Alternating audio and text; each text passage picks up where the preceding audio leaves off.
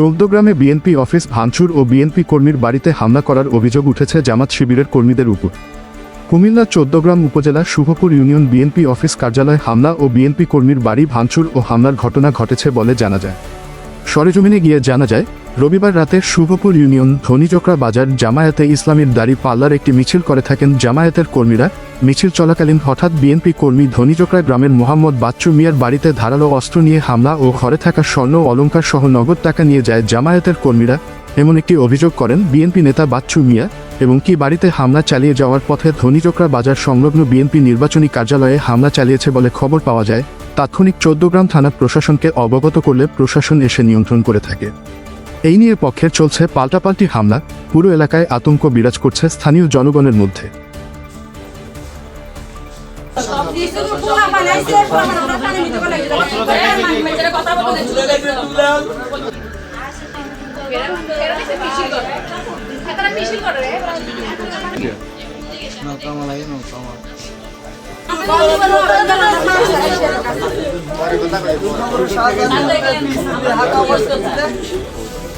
মেরফুত, দুলাল, সাদাত, তারপরে হলো সাকিব।